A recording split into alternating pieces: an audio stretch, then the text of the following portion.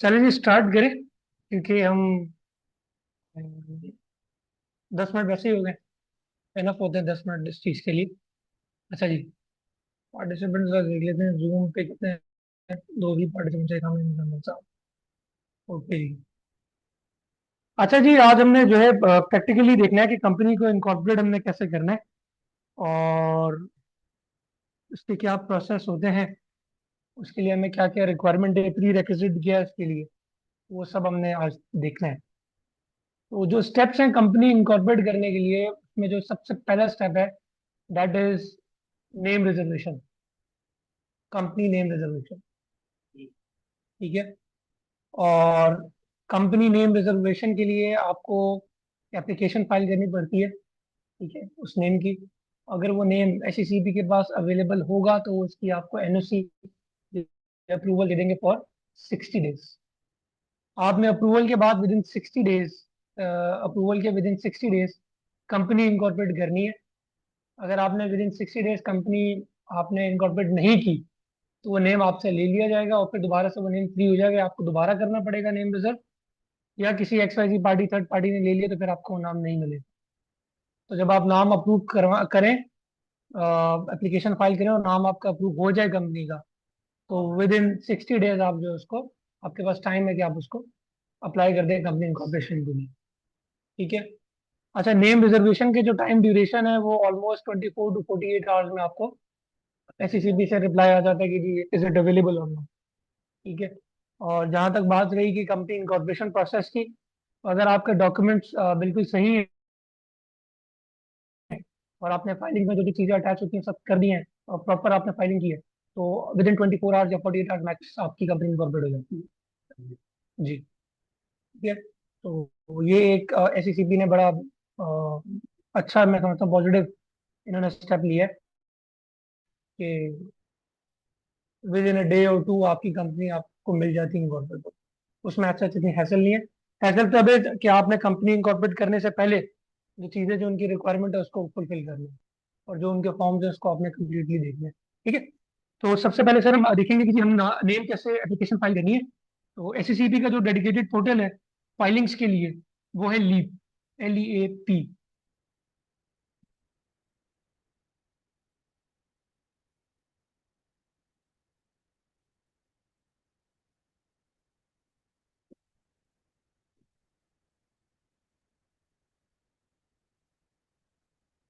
ठीक है। ये इसका पोर्टल है एससीसीपी का। अच्छा, मैं आप लोग जो दो पार्टिसिपेंट्स लेट आए मैं थोड़ा सा रिवाइज कर देता हूँ। हमने प्रैक्टिकली देखना है कि कंपनी को कैसे इंकॉर्पोरेट करनी है। तो उसका जो फर्स्ट स्टेप है कंपनी इंकॉर्पोरेशन का, उसमें नेम रिजर्वेशन आपने करनी है। पहले आपने कंपनी का नेम रिजर्व करना है, एससीसीबी आपको अप्रूवल देगा नेम की। उसके बाद आपने जो है कंपनी इंकॉर्पोरेट करनी है। तो first step is to get the approval of the name, company name. तो कंपनी का जो अप्रूवल आता है एससीसीबी की तरफ से वो फॉर 60 डेज होता है इनिशियल, और विद इन 60 डेज आपने कंपनी इंकॉर्पोरेट करनी होती है, ठीक है। और विद इन 60 डेज आप कंपनी इंकॉर्पोरेट कर लेंगे तो आपका कंपनी जो है इनकॉर्पोरेट हो जाएगी। आफ्टर 60 डेज अगर आपने नहीं की कंपनी और टाइम बार हो गया 60 डेज का, तो वो नाम जो है फ्री हो जाता है। आपको वापस से दोबारा उसको अप्लाई करना पड़ता है। वो नेम दोबारा से आपको एससीसीबी अवार्ड करेगा। उसके बाद आप कंपनी इंकॉर्पोरेट करेंगे, ठीक है। तो सबसे पहले सेपरेट एप्लीकेशन फाइल होती है फॉर कंपनी नेम रिजर्वेशन। उसके लिए मैंने आपको बताया ये डेडिकेटेड पोर्टल है एससीसीबी का, जो कि 15 को उन्होंने इन्फोर्स किया है न्यू। और यहाँ पे जाके आपने कंपनी का नेम जो है वो रिजर्वेशन करनी है।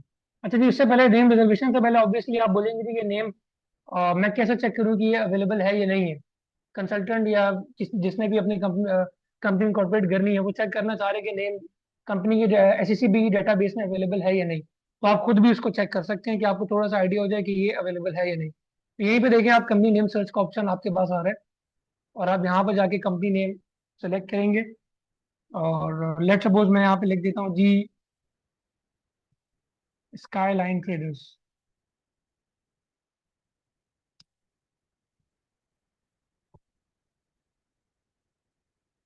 ये ऑलरेडी कंपनी रजिस्टर्ड है।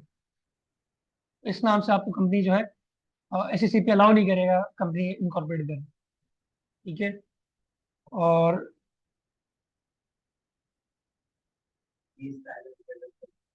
डी भी वो अलाउ नहीं, अच्छा नहीं करेगा था। अच्छा, मैं इधर आपको बता देता हूँ कि जो नेम रिजर्वेशन के हवाले से जो भी रूल्स एंड रेगुलेशंस है वो सेक्शन 10 है कंपनीज एक्ट का। ठीक है। उसमें उन्होंने बताया हुआ कि जी आप कौन कौन से नाम जो है वो अप्लाई कर सकते हैं, कौन कौन से नहीं कर सकते। अब फॉर एग्जांपल सबसे पहली चीज तो ये कि आप कोई भी सिमिलर नेम नहीं जो है कंपनी इंकॉर्पोरेट कर सकते। दूसरा ये जैसे पाकिस्तान का नेम आप किसी कंपनी में इस्तेमाल नहीं कर सकते। ठीक है। आप किसी भी लेट्स सपोज अस्करी है, अस्करी नाम हो गया। आप बहरिया का नाम है, वो किसी कंपनी में यूज नहीं कर सकते, क्योंकि आपको पता है अस्करी और बहरिया हमारे दोनों इदारे हैं ये, अस्करी और बहरिया। ठीक है। तो आप वो भी, वालेकुम सलाम, तो आप वो भी इसमें नहीं कर सकते हैं। ठीक है। और किसी भी ऐसी इंटरनेशनल या मल्टीनेशनल चेन, फॉर एग्जाम्पल जैसे KFC है, मैकडोनल्ड्स है, आप यहाँ पे एग्जाम्पल दे रहा हूँ मैं आपको, जैसे यहाँ पे आप उस नाम से जो है कंपनी इनकॉर्पोरेट नहीं कर सकते। ठीक है। इसकी एग्जांपल मैं आपको देता हूँ। मैं कंपनी इनकॉर्पोरेट कर रहा था, एक एजुकेशन कंसल्टेंट की उन्होंने कहा कंपनी इनकॉर्पोरेट करनी है। अब वो कंपनी जो थी, बेसिकली उन्होंने जो नाम मुझे दिया वो एक यूरोप के जाने माने कंसल्टेंट का कंसल्टेंसी थी, उसका नाम था। तो अब हमने कहा कि यार SCC भी चले, इतना दूर तक तो नहीं जाएगा। तो उन्होंने जो है, हमने अप्लाई कर दी वो एप्लीकेशन। SCCB का ऑब्जेक्शन आ गया कि ये तो ऑलरेडी अवेलेबल है। हमें जो है अपनी बॉर्डर से बाहर भी देखना पड़ता है कि वहाँ पे कोई ऐसा कंपनी कोई इनकॉर्पोरेट तो नहीं है, कोई ऐसा बिजनेस एंटिटी तो नहीं है जो इस लेवल पे काम करिए, क्योंकि आपको पता है जो इंटेलेक्चुअल प्रॉपर्टी लॉज है इंटरनेशनली भी कॉन्ट्रडिक्ट कर रहे हैं। आपके कंट्री के तो लॉ है ही, लेकिन वो इंटरनेशनली भी चीज़ों को देखते हैं, तो फिर वहाँ पे थोड़ा सा कॉन्फ्लिक्ट हो जाता है। तो ये आपने सारी चीज़ें देखनी है, और रेफरेंस मैंने आपको बता दी, सेक्शन 10 प्रोविजन है इसका, आप उसको देख सकते हैं, उसमें आपको गाइड मिल जाएगी, वो मैं आपको गाइड प्रोवाइड भी करूंगा। ठीक है। तो आपने सबसे पहले यहाँ जाके नेम जो है चेक करना है। अगर नेम आपको लगता है कि जी अवेलेबल होगा, तो आप उस नेम की एप्लीकेशन जो है फाइल कर सकते हैं जी। देखिए एब्रीविएशन जो होती है ना, जैसे अभी फॉर एग्जाम्पल मैंने कंपनी रजिस्टर्ड की है, कंपनी का नाम था sky voyagers TMC private limited. अब वो TMC का उन्होंने मुझसे पूछा कि आप बताएं किस चीज़ की एब्रीविएशन है। वो ट्रैवल मैनेजमेंट कंपनी की थी।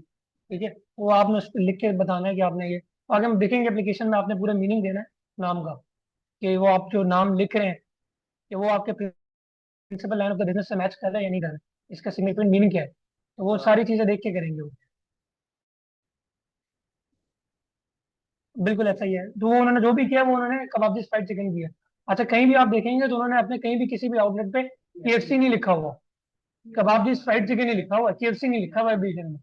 उन्होंने कंप्लीट कबाब फ्राइड चिकन की है। ठीक है। तो वो एक अलग चीज है। हाँ, हालांकि ये कह सकते हैं कि थोड़ी बहुत रिजेम्बलेंस है उसके लोगों में और KFC के लोगों में, वो एक डिफरेंस बना रही है। ठीक है। तो यहाँ से आप इसको चेक कर सकते हैं। अच्छा ठीक। सर, इसके अलावा जो है, और सर, सबसे पहली चीज जो हमारे पास होनी चाहिए कि जो कंपनी का सब्सक्राइबर होगा, जिसने कंपनी इनकॉर्पोरेट करनी है, जो कंपनी का ओनर होगा, आपने जो उनकी ID बनानी है। जिस तरह हमने FBR में ID जनरेट करना सीखी थी, इसी तरीके से आपने SCCB में जितने भी शेयर होल्डर्स हैं, डायरेक्टर्स हैं, ओनर्स हैं, आपने उनकी यहाँ पे ID क्रिएट करनी है। ठीक है। ID क्रिएट करने के लिए उसका प्री रिक्विजिट क्या है कि आपके पास CNIC अवेलेबल हो, तो कैसे करेंगे, एक कॉन्टैक्ट नंबर जो कि आपके CNIC पे रजिस्टर्ड हो, और एक ईमेल एड्रेस, वो आपके पास होना मैंडेटरी है। नहीं, फिलहाल NTN नहीं, SCCB की ID क्रिएट करने की बात कर रहा हूँ मैं। उसका जो प्री रिक्विजिट है,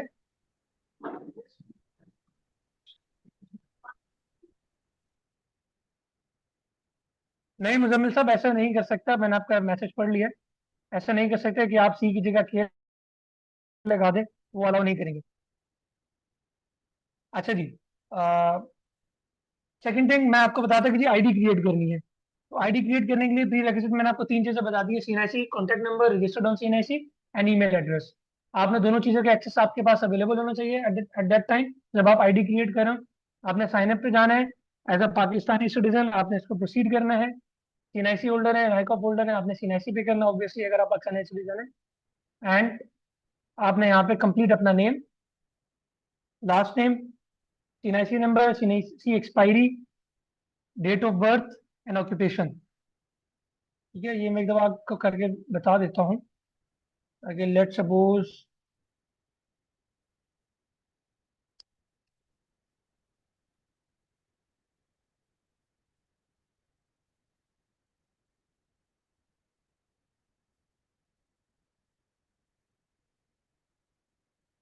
एक्सपायरी लेट सपोज हम कोई भी कर लेते हैं।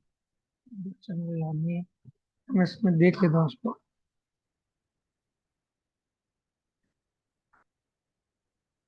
ताकि एक प्रॉपर हमें।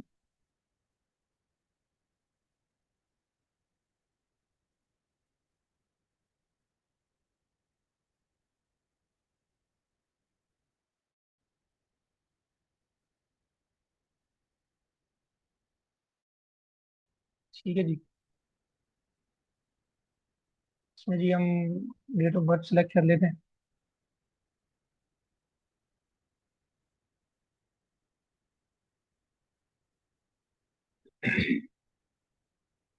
जी बिजनेस, ठीक है।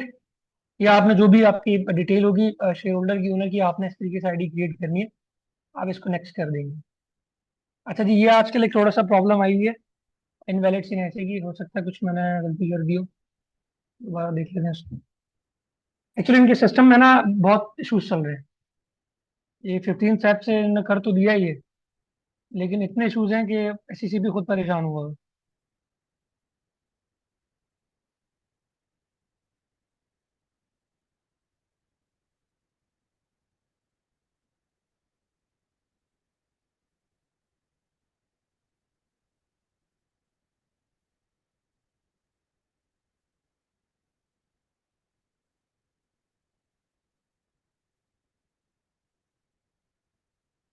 ठीक है, अब ये देखें, कह रहे हैं यूजर ऑलरेडी एग्जिस्ट, क्योंकि मेरी आईडी क्रिएट हुई हुई है।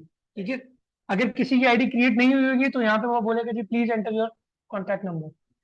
आप कॉन्टैक्ट नंबर उस पर पुटअप करेंगे, उसको नेक्स्ट करेंगे तो कोड आपके मोबाइल पे आपको रिसीव हो जाएगा। आपने विद इन 1 मिनट वो कोड प्रोवाइड करना है यहाँ पे, और उसको दोबारा जो है आपने वेरीफाई करना है, वो वेरीफाई करेगा। वेरीफाई करके आप नेक्स्ट करेंगे तो वो आपसे ईमेल एड्रेस मांगेगा।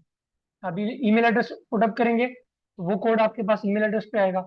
दोबारा आप यहाँ पे कोड देंगे, ठीक है, और उसके बाद आप उसको वेरीफाई करके ओके कर देंगे, पासवर्ड और पिन कोड आपके पास आपको रिसीव हो जाएगा। ठीक है। वीजा है। हाँ वीजा बन गए, बिल्कुल आप जब भी जाए। ये समझ में आया प्रोसेस आप लोगों को? ठीक है। मेरे ख्याल में ये क्रिएट करना इतना मुश्किल काम नहीं, तो यहाँ पे मैं इसको प्रैक्टिकली डेमोन्स्ट्रेट इतना लंबा नहीं करना चाह रहा। अगर आप कहते हैं तो मैं कर देता हूँ, I don't have any issue. ठीक है। सबको क्लियर है? जी, अब मैं आपको बताता हूँ, जब आपके पास पासवर्ड होगा आपके पास, तो आपने लॉगिन करना है। ये लॉगिन का इसका इंटरफेस है, और आपने लॉगिन पे जो है, अच्छा जी, आपकी जो आईडी होगी वो हमेशा आपका सीएनआईसी नंबर होगा। ठीक है। अब जैसे मेरी ये आईडी,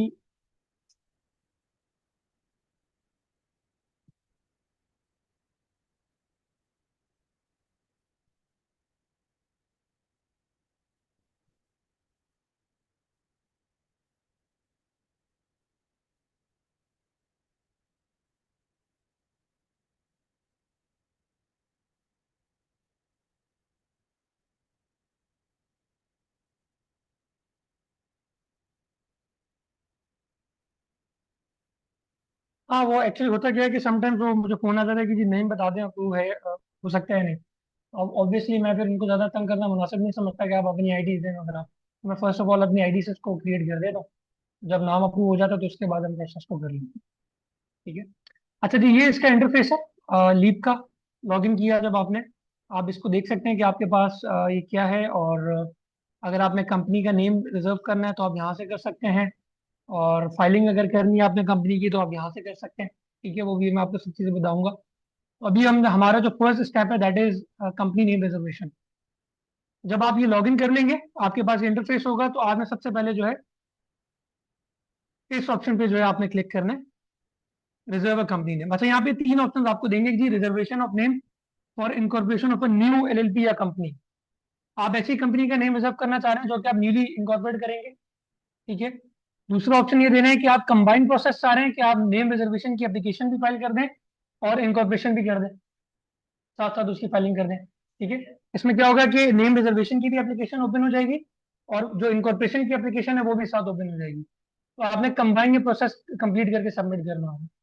और तीसरा ऑप्शन ये है कि कुछ कंपनीज ऐसी होती हैं जिन्होंने, जो कंपनीज तो रन कर रही होती है, एग्जिस्टिंग होती है, उन्होंने लेट सपोज अपने आफ्टर 4 to 5 years कहते हैं कि हमने नाम चेंज करना है। ये ऑप्शन उनके लिए reservation of name for change of name of existing company. अगर किसी कंपनी ने अपना नेम चेंज करना है, वो अपना नेम चेंज करना चाह रहे हैं, तो वो इस ऑप्शन पे जो क्लिक करेंगे। हम अभी न्यू कंपनी इनकॉर्पोरेट करना चाह रहे हैं, तो हम फर्स्ट वाले पे इससे प्रोसीड करेंगे। ठीक है। अच्छा जी, अब वो हमसे पूछेगा जी आप कौन सी कंपनी बनाना चाह रहे हैं। सबसे पहले तो वो हमसे पूछ रहा है कि आपने पार्टनरशिप बनानी है, लिमिटेड लाइबिलिटी। ठीक है। सेकंड पे वो कह रहे हैं जी आपने सिंगल मेंबर कंपनी बनानी है, प्राइवेट बनानी है, पब्लिक।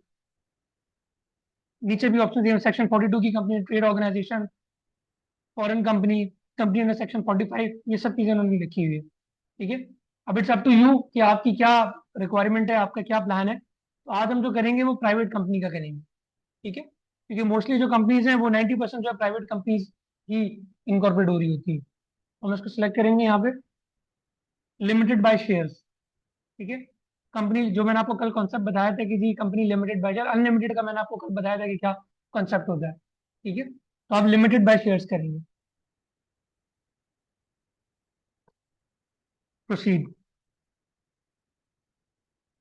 अच्छा जी, यहाँ से अगर आपने पढ़ना हो तो आप यहाँ भी देख सकते हैं कि उन्होंने बताया हुआ कि कंपनी की डिस्क्रिप्शन क्या है और इनकॉर्पोरेशन प्रोसेस क्या होगा। वो भी सब आप यहाँ से इसकी जो इन्फॉर्मेशन ले सकते हैं। एंड बेसिक रिक्वायरमेंट्स क्या है कंपनी इनकॉर्पोरेशन के लिए, वो भी सब इन्होंने यहाँ पे कंप्लीट आपको दिया। ठीक है। अच्छा जी, हम इसको प्रोसीड करेंगे फर्दर। अब मुझे कहना है जी आप एंटर योर प्रपोज नेम। तो आप में से कोई भी मुझे कोई नाम बता दे कि किस नेम से कंपनी को इनकॉर्पोरेट करना है, तो उसको लिख ले।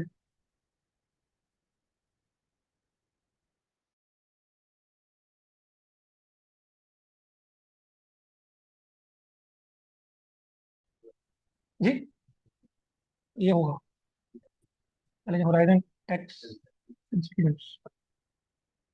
अच्छा जी, नहीं है मतलब ये अवेलेबल है, आप इसको जो है अप्लाई कर सकते हैं। ठीक है जी, ये समझ में आया आपको। जब आप एप्लीकेशन ओपन करेंगे तो आपने यहाँ पे नेम लिखना है और इसकी अवेलेबिलिटी को चेक करना है। यहाँ पर आपको वो नीचे जो है खुद ही बता देगा कि जी ये अवेलेबल है या नहीं है। ठीक है, तो यहाँ से भी आप इसको डबल चेक कर सकते हैं कि नेम आपको मिल सकती है, मिलने के चांसेस हैं या नहीं है। ठीक है। अच्छा, लेट सपोज मैं अगर इसमें कुछ और लिखता हूँ, लेट सपोज जैसे अभी मैंने स्काई लाइन लिखा था, स्काई लाइन ट्रेडर्स।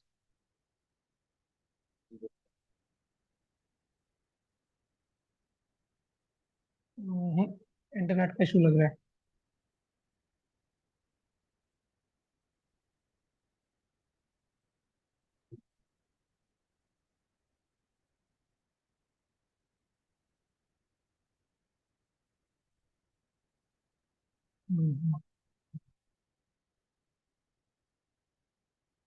दोबारा उसको कर लेते हैं।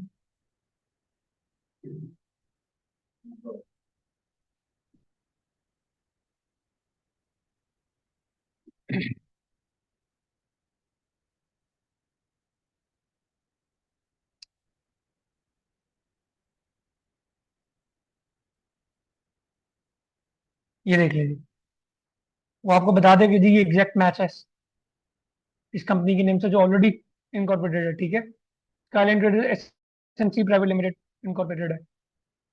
सिमिलैरिटी फाउंड है, ये इन्होंने एक्चुअली नेम जो है रिजर्व किया हुआ है, कंपनी अभी इनकॉर्पोरेट नहीं हुई है। ये एम के स्काईलाइन, ये भी यहाँ पर आगे इनकॉर्पोरेटेड है। ठीक है, यहाँ आप देख सकते हैं कि सिमिलैरिटी आ गई है और एग्जैक्ट मैच भी आपको बता रहा है। अब ये यहाँ से भी इसको डबल चेक कर सकते हैं कि क्या आपने कैसे करना है। ठीक है। अच्छा जी, नाउ हम होराइजन पे ही स्टिक ऑन रहते हैं।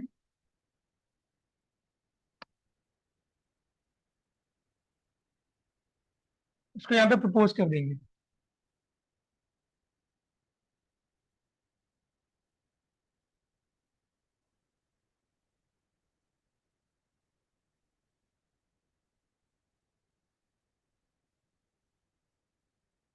ठीक है, एक से चलें, ये फर्स्ट एक नेम तो हमारे पास ये हो गया।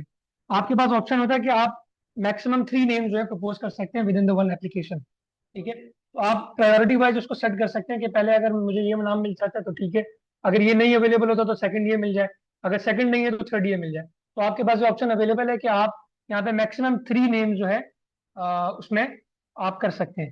ठीक है, तो अभी जो है हम फिर जरूरत नहीं। अच्छा, लेट्स सपोज कुछ लोग होते हैं कहते हैं यार हमें तो चाहिए ये, वो कहते हैं कुछ लोग होते हैं कि हमें यही नाम चाहिए। ठीक है, तो आप चेक करके आप एक ही नाम की जो एप्लीकेशन फाइल कर दें। जरूरी नहीं है कि आपने वो दो भी एक्स्ट्रा ऐड करने हैं, वो ऑप्शन है आपके पास कि आप वो तीनों करना चाहते हैं या नहीं करना चाहते, ठीक है। आप इसको यहाँ पे प्रोसीड करेंगे, सेक्टर सेलेक्ट करेंगे कि आपका सेक्टर क्या है जी।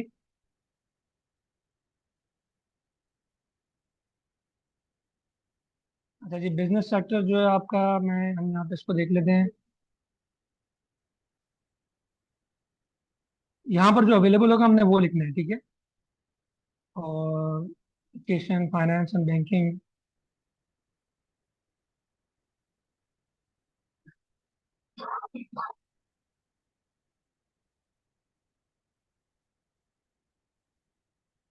टैक्स ब्रेक इसमें नहीं आ।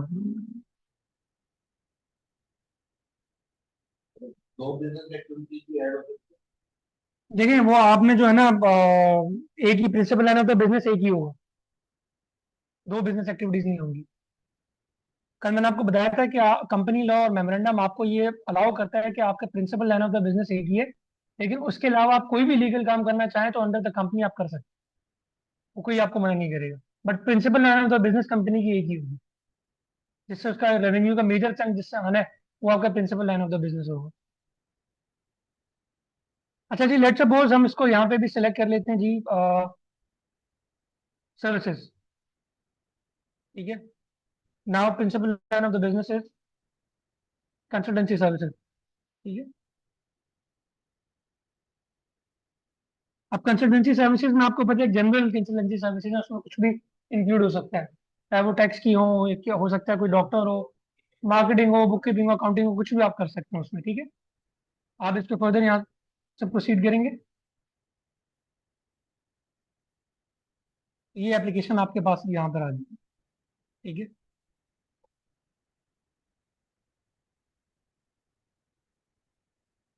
ये नाम आपके पास यहाँ पे देख लें, R F first propose name, present tax consultants private limited.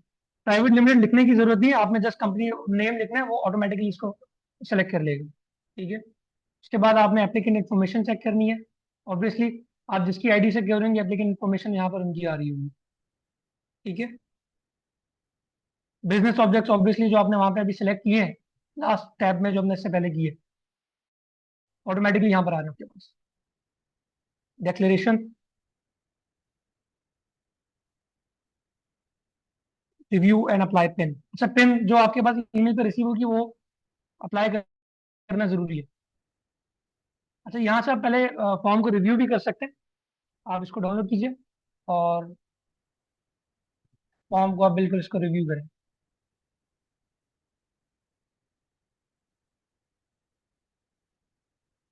तो आप देखें यहाँ पे ये एप्लीकेशन फॉर्म 1 होता है, एप्लीकेशन 1, ये नाम हमने प्रपोज किया था, ठीक है। ये प्राइवेट लिमिटेड कंपनी है, consultancy service principal line of the business. अच्छा, ये 2.6 कॉलम हमने फिल नहीं किया, ये करना जरूरी है। Meaning significance of the propose name, ठीक है। तो आप जो नाम प्रपोज कर रहे हैं उसका मीनिंग या उसकी रिजेम्बलेंस आप क्यों करना चाह रहे हैं या उसका रेफरेंस क्या है आपके principal line of the business से, तो आपने ये यहाँ पे करना है, ठीक है, लिखना है। ये आपकी कंप्लीट इंफॉर्मेशन यहाँ पर आपके पास आ जाएगी। वो सिस्टम ने ऑटोमेटिकली जो है वो फॉर्म ओपन कर दिया।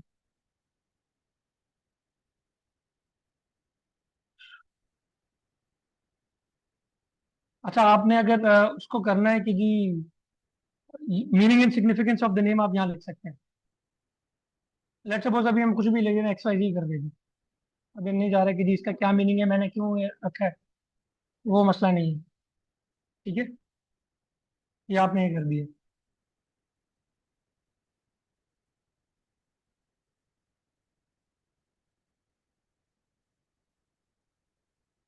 तो यहाँ पे पिन का ऑप्शन आना चाहिए डिक्लेरेशन में जी, प्रपोज सब्सक्राइबर पे आप सेलेक्ट करेंगे, ठीक है। जैसे और ये ऑथराइज इंटरमीडिएट बेसिकली वो फर्म, वो कंसल्टेंट्स होते हैं जो कि एससीसीपी के बाद एज ए इंटरमीडिएटली रजिस्टर्ड होते हैं, sir as a service provider कि हम कंसल्टेंट्स हैं और हम उसको प्रोवाइड कर रहे हैं। तो अगर आप किसी और की लेट सपोज अपनी आईडी से करें और आप इंटरमीडिएटरी नहीं है, तो आप एज अ प्रपोजर उसको कर सकते हैं, सब्सक्राइबर ही कर सकते हैं। हाँ।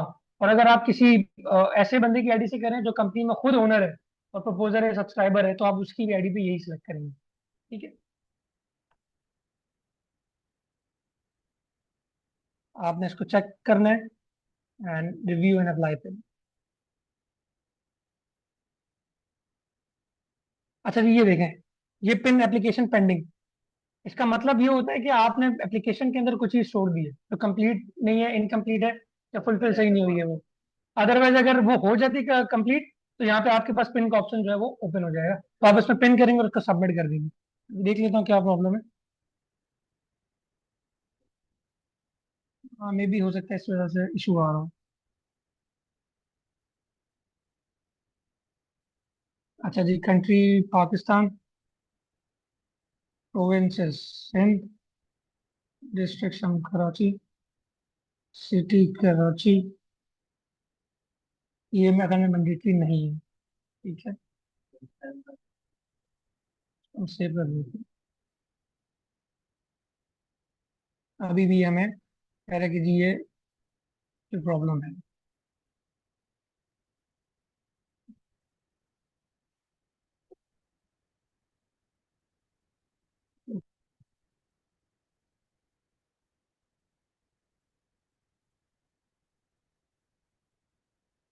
हाँ, अभी हम इसको लिख ही दे दें।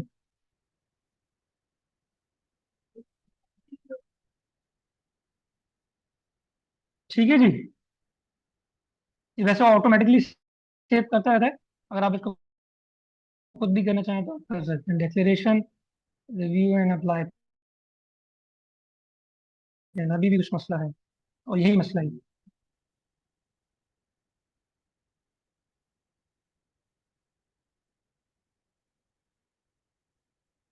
नेक्स्ट।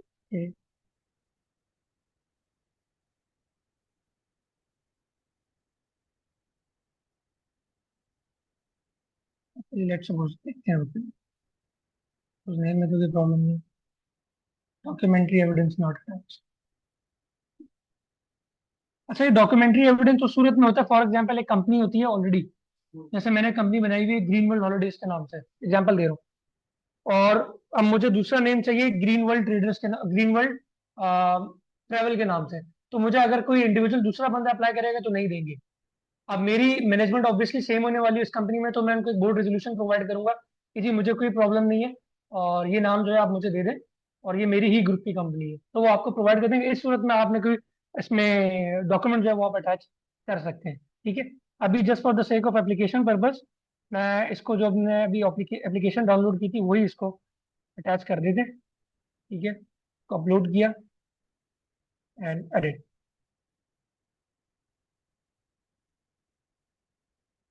अभी भी मसला है, इसका मतलब है कि सिस्टम में प्रॉब्लम आई हुई है।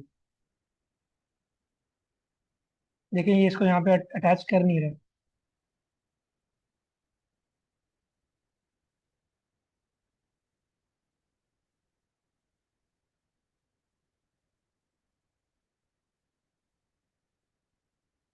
उसको वहां पे अटैचमेंट ले नहीं रहे इसलिए।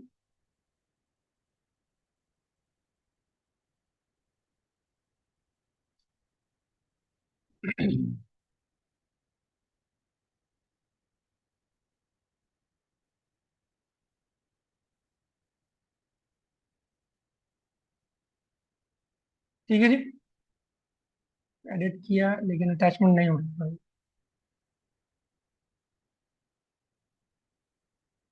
चलें भारत, जब आप ये यहाँ पर इसको अटैच कर देंगे, तो आपके पास ये पिन एप्लीकेशन पेंडिंग का ये ऑप्शन, ये जो पॉपअप हो रहा है ऑप्शन, ये हट जाएगा, और यहाँ पे पिन अप्लाई करने का ऑप्शन आपके पास आ जाएगा। और वहां पे आप अपनी पिन अप्लाई करेंगे, 4 डिजिट्स की पिन होती है, और उसको आप नेक्स्ट में जो है सबमिट कर देंगे, तो एप्लीकेशन आपकी सबमिट हो जाएगी। जब आप सबमिट करेंगे तो आगे वो पेमेंट का आपसे कहेगा कि जी पेमेंट कर दीजिए। ऑलमोस्ट 208 रुपये का चालान है इसका, तो वो आपने थ्रू डेबिट या क्रेडिट कार्ड, या आप अगर चालान से भी पेमेंट करना चाहते हैं तो वो आप जांच करके सेलेक्ट करके उसको कर सकते हैं। ठीक। 208 रुपये कंपनी रजिस्टर्ड नहीं, जस्ट नेम रिजर्वेशन करवा रहे हैं। जी सर, यहाँ तक किसी का कोई क्वेश्चन? ये तो आज शुक्र है कि इस हफ्ते चल गई वेबसाइट, वरना ये सैटरडे संडे मेंटेनेंस पे होती है वेबसाइट लीप। ठीक है। ये सब क्लियर है सबको कि एप्लीकेशन कैसे फिल करनी है? और एप्लीकेशन ये आप यहाँ से रिव्यू करेंगे तो आपको सब समझ में आ जाएगा। और आप इस कोड से, रेफरेंस जो कोड है यहाँ पे, कॉलम का कोड, वहां से आप चेक कर सकते हैं कि आपने क्या करना है। और ये आपने अपने पास सेव कर लेनी है। ये आप जब यहाँ पे जाएंगी, ये रिव्यू फॉर्म डाउनलोड, ठीक है, ये आपने अपने पास सबमिट करने से पहले सेव कर लेना। ठीक है। अच्छा, इसकी जो एनओसी की जो अप्रूवल है वो आपकी ईमेल एड्रेस पे आपको रिसीव हो जाएगी। नंबर पे भी आपको मैसेज आ जाएगा कि जी आपकी एप्लीकेशन अप्रूव होगी, या कोई ऑब्जेक्शन होगा तो वो ऑब्जेक्शन आ जाएगी, और आ जाएगा। और अगर अप्रूवल हो जाती है तो उसकी जो एनओसी है वो आपकी ईमेल पर आपको रिसीव हो जाएगी। तो आपने अपनी ईमेल चेक करते रहना, विद इन 24 to 48 आवर्स आपको वो रिसीव हो जाएगी। ठीक है। आगे इनकॉर्पोरेशन के प्रोसेस पे चलें, यहाँ तक सबको क्लियर है?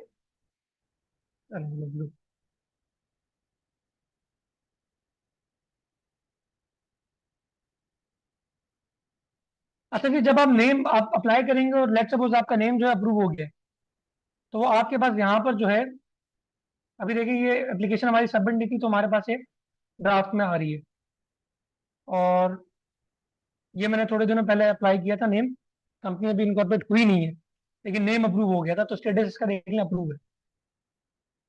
ठीक है। तो लेट सपोज अब हम इसको जो है इनकॉर्पोरेट करना चाह रहे हैं। ठीक है। अब इनकॉर्पोरेशन की रिक्वायरमेंट मैंने आपको बता दी थी, इसकी साइन अप आईडी क्रिएट करने की। तो आपने सबसे पहले सब ओनर्स की, शेयर होल्डर्स की, डायरेक्टर्स की आपने आईडी क्रिएट करनी है, फर्स्ट स्टेप। जी। ठीक है। दूसरी रिक्वायरमेंट, आपके पास कंपनी का एड्रेस होना जरूरी है। थर्ड रिक्वायरमेंट है कि आपके पास कंपनी का कैपिटल आपको पता हो कि आपने authorize capital, paid up capital कितना करना है। ठीक है। ये 3 से 4 इंफॉर्मेशन आपके पास अवेलेबल होनी चाहिए at the time of filing incorporation form.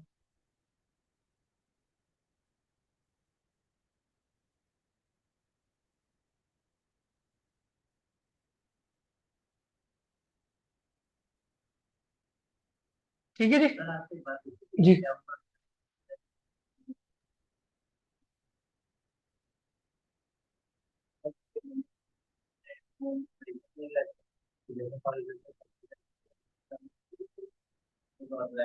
जी।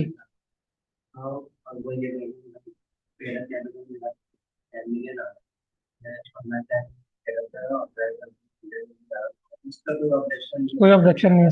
कोई ऑब्जेक्शन नहीं है। कोई ऑब्जेक्शन।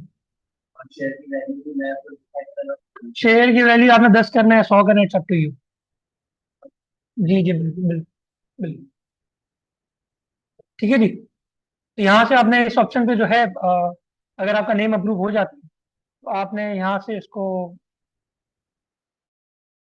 सेलेक्ट करना है।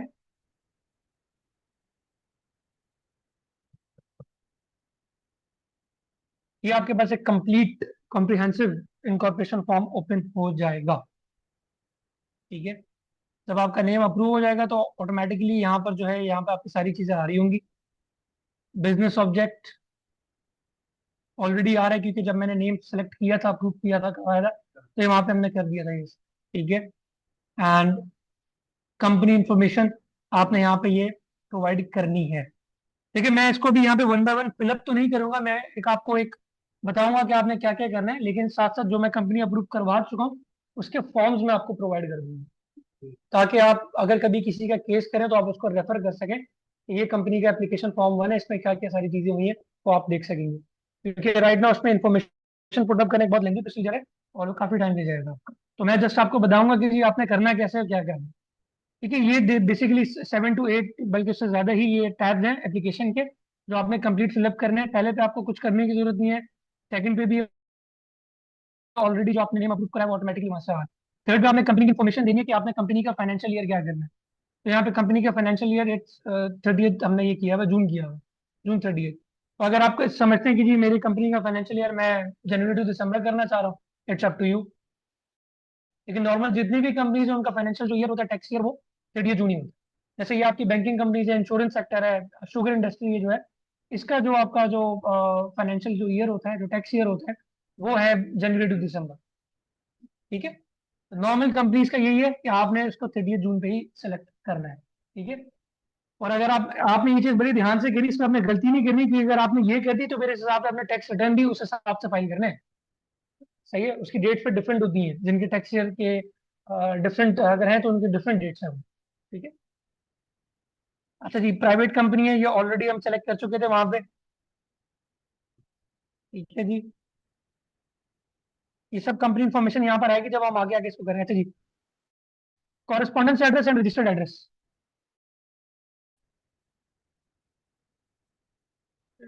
ठीक है, मैं बताता हूँ आपको, ये बता रहा हूँ मैं आपको। ठीक है। कंपनी लोग ये कहता है कि at the time of incorporation अगर आप ऐसा कोई एड्रेस देना चाह रहे हैं जो कि परमानेंट नहीं है, तो आप कॉरेस्पॉन्डेंस एड्रेस में दे सकते हैं, ताकि विद इन 30 डेज अगर एसईसीपी की तरफ से या आपको कोई कॉरेस्पॉन्डेंस होती है तो आपको इस एड्रेस पर रिसीव हो जाए। ठीक है। लेकिन आपको उन्होंने on the other hand bound भी किया हुआ है कि आपने विद इन 30 डेज इस कॉरेस्पॉन्डेंस एड्रेस को चेंज करके रजिस्टर्ड एड्रेस आपने बताना है कि आपका परमानेंट एड्रेस क्या है। बहुत सारे मामलों में ऐसा होता है कि कुछ लोग इतनी जल्दी में कंपनी बनाते हैं कि अभी तक उनका जो एग्रीमेंट, अगर उन्होंने कहीं शॉप लेनी है क्योंकि ऑफिस लेना है, तो वो एग्रीमेंट फाइनलाइज नहीं होता। वो चाहते हैं कि हमारे अपने कंपनी पहले आ। तो इस सिनेरियो में आप कॉरेस्पॉन्डेंस एड्रेस जो है ऐड कर सकते हैं। ठीक है। और आप ये देख लिखा है, for correspondence address the company will be required to provide registered office address within 30 days of incorporation. ठीक है। तो आपने within 30 days registered address देना ही देना। अगर आपके पास ऑलरेडी अवेलेबल है रजिस्टर्ड एड्रेस, तो आप इसको यहाँ पे सिलेक्ट कर सकते हैं। ठीक है। तो आपने ये जो है सेलेक्ट कर लेना, जो भी आपका एड्रेस है, सिंध वगैरह, सिंध है, सिटी, पोस्टल कोड और कंप्लीट एड्रेस आपने यहाँ पे मेंशन कर देना। राइट। और एक कॉन्टैक्ट इन्फो भी आपने उस प्रेमिसेस की देनी है जहाँ पे आप अपना ऑफिस की जो डिटेल्स एड्रेस की प्रोवाइड करें। यहाँ तक किसी का कोई क्वेश्चन कंपनी इन्फॉर्मेशन के हवाले से?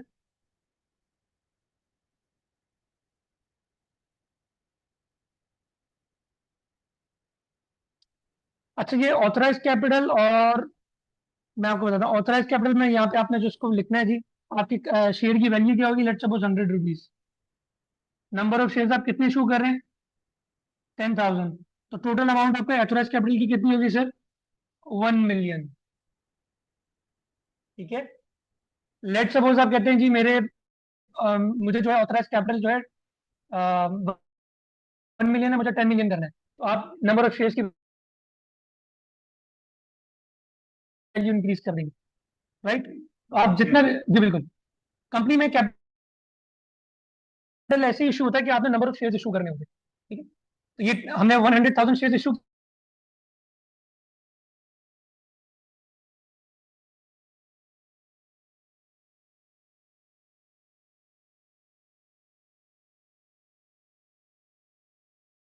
उसमें आपका कैपिटल ऑथराइज कितना हो गया, शेयर होल्डर्स इनको करेंगे कि किसके कितने शेयर हैं। जब आप वो यहाँ पर इसको करेंगे तो ऑटोमेटिकली वो यहाँ पे आपकी पेड अप कैपिटल की वैल्यू आ जाएगी। ठीक है।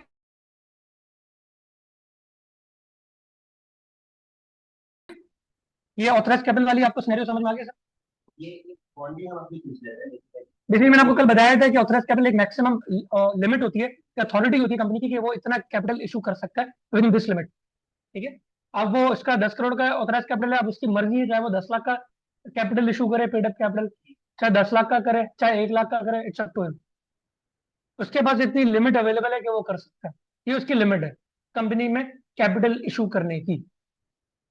राइट। आई होप आपको ये वाला टैप समझ में आ गया होगा कि कैसे कर रहे हैं ये।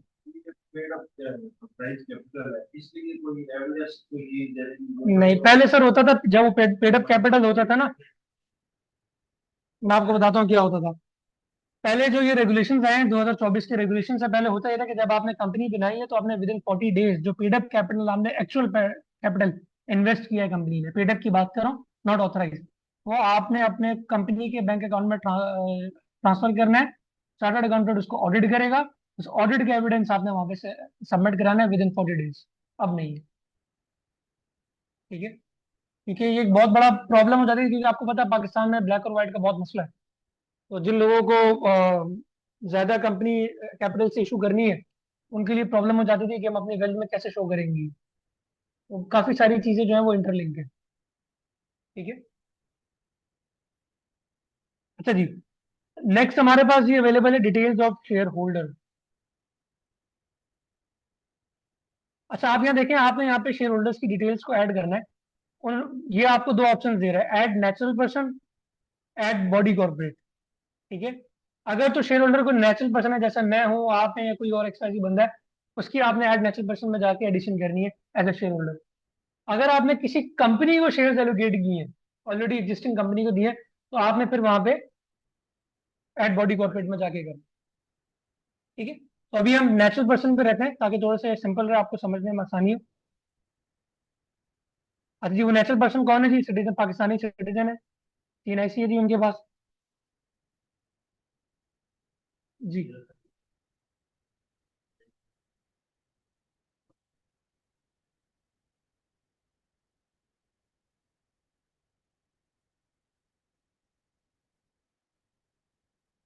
नहीं होगा। सही है, CNC नंबर सही है या नहीं? 422010791933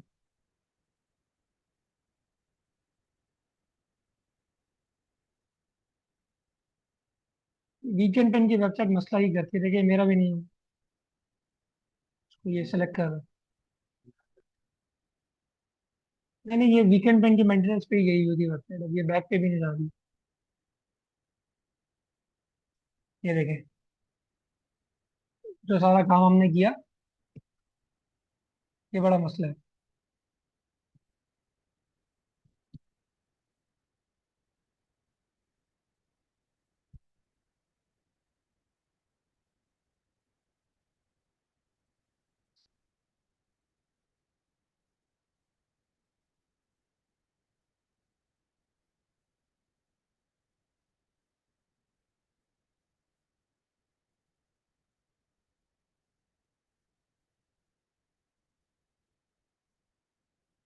ठीक है जी, हम यहाँ पर थे डिटेल्स ऑफ स्टेक होल्डर्स में, ऐड नेचुरल पर्सन। अच्छा जी, अब ये देखें सही आया है। अब वो जो नेचुरल पर्सन है, वो कंपनी में क्या होंगे जी? लेट्स सपोज मैं कहता हूँ जी, वो जस्ट डायरेक्टर है एंड सब्सक्राइबर है, अभी CEO नहीं है वो। ठीक है। तो मैंने पाकिस्तानी सिटीजन सेलेक्ट किया, TNIC 42301।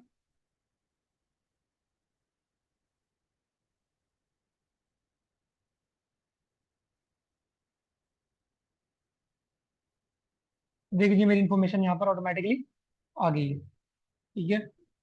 नेशनैलिटी आपने सेलेक्ट की पाकिस्तान, ऑक्यूपेशन आपने सेलेक्ट किया है, let's suppose G business. Nature of directorship वो बता रहे हैं जी क्या है। आपने करना है जी अपॉइंटेड। इंडिपेंडेंट डायरेक्टर कल मैंने आपको बताया था क्या होता है। नॉमिनेटेड डायरेक्टर का भी बताया था कि कोई क्रेडिटर है, तो वो अपने बोर्ड, किसी कंपनी के बोर्ड में अगर वो बिठाना चाह रहा है कि हमारे जो पैसे हैं वो कहीं मिसयूज ना हो और डिसीजन मेकिंग से, तो वो नॉमिनेटेड डायरेक्टर है। जब हमने जो कल इन एलिजिबिलिटी जो पढ़ी थी अंडर सेक्शन 153, ये सारी कहानी उसकी है ये। तो ये तो डायरेक्टर शुरू से ही है, तो ये अपॉइंटेड डायरेक्टर है। ठीक है। अब वो जी बता रहे हैं जी, शेयर बताएं कौन कौन से जी? ये ऑर्डनरी शेयर हैं, प्रेफर्ड शेयर नहीं है। ठीक है। ये ऑर्डनरी शेयर है। क्लास ऑफ शेयर जी, ये आप इसको कर देंगे जी क्लास ए शेयर है। ठीक है। Number of shares to be subscribe, कितने शेयर सब्सक्राइब करेंगे जी? ये करेंगे, लेट सपोज हमने वहां पे 1 लाख शेयर्स किए थे ना, तो लेट सपोज इनको कहते हैं जी, इनके पास 50,000 शेयर होंगे। ठीक है। और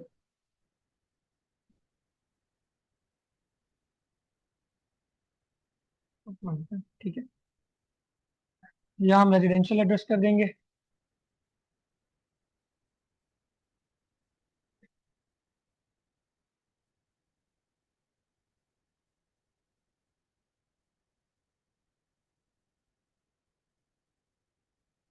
यहाँ पे अपने कंप्लीट रेजिडेंशियल एड्रेस डाल देना। चले मैं यहाँ पे कर देता हूँ जी, office number 310,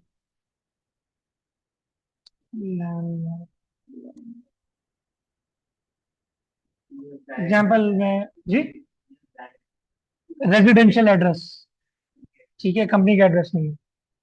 please enter NTN, optional है। अगर डायरेक्टर का NTN है ऑलरेडी, तो आप यहाँ पे पुटअप कर सकते हैं, अदरवाइज जरूरी नहीं है। अच्छा देखिए, मैंने आपको कल बताया था कि डायरेक्टर्स का और कंपनी का जो NTN है, वो ऑटोमेटिकली कंपनी इनकॉर्पोरेशन होने पे बन जाता है। तो ये देख लें कि FBR रजिस्ट्रेशन की डिटेल्स आपसे मांग रहे हैं कि जिस रेजिडेंशियल प्रॉपर्टी पे आप रह रहे हैं वो आपकी अपनी है। अब लेट सपोज मैं आप इसको कर देता हूँ जी, फ्लैट है, ठीक है। और मैं फ्लैट अगर इसको कर देता हूँ जी,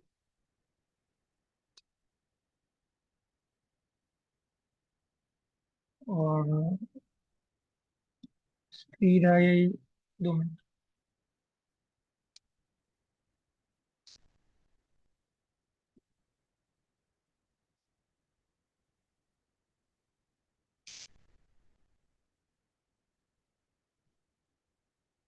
ठीक है जी। Contact information.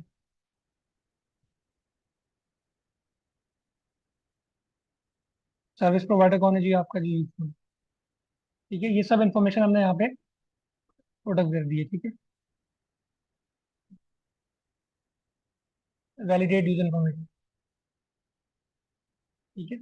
आपने वैलिडेट की, और ये ऐड एंड नोटिफाई। ये आपका एक सब्सक्राइबर इसमें ऐड हो गया।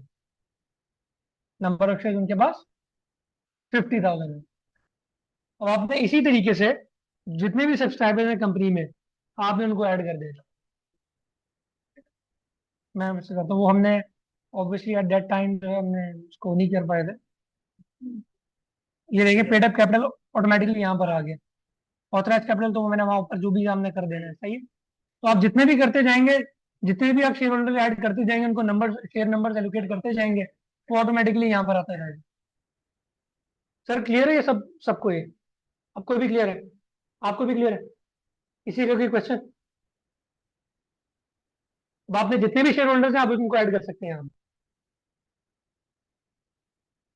अच्छा, इसमें एक और चीज, for example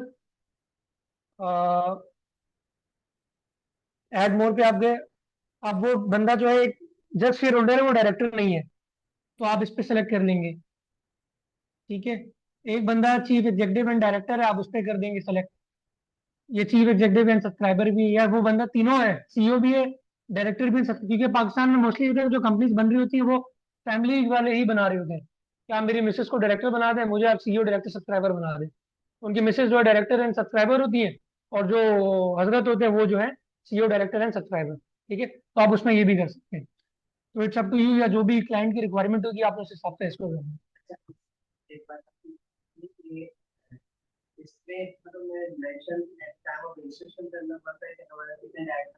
ji ji, first time जब आप इनकॉर्पोरेट करेंगे तो आपको तो बताना पड़ेगा मेरे कितने डायरेक्टर हैं कंपनी में। आपने प्राइवेट लिमिटेड कंपनी, तो मिनिमम 2 डायरेक्टर्स होना जरूरी है। वो तो मिनिमम रिक्वायरमेंट तो आपने पूरी करनी है, 2 डायरेक्टर्स की। आप वो कंप्लीट करेंगे, और उसके बाद चल टू यू। मैंने आपको बताया था कि ये जो डायरेक्टर्स हैं 2, ये फर्स्ट एनुअल जनरल मीटिंग तक अपने ऑफिस में होल्ड करेंगे। फर्स्ट एनुअल जनरल मीटिंग में जो आपकी होगी, उसमें आपने नंबर ऑफ डायरेक्टर फिक्स करने हैं कि आपके नेक्स्ट 3 ईयर्स के लिए कितने नंबर ऑफ डायरेक्टर्स काम करेंगे, ठीक है। अच्छा जी, उसके बाद articles of association, download articles of association.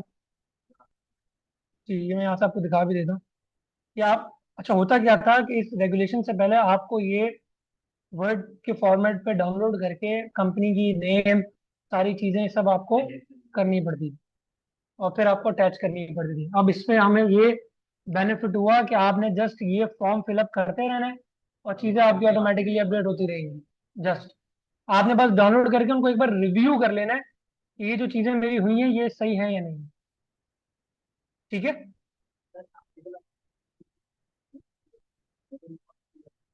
Internal bylaws होते हैं कंपनी के। जी।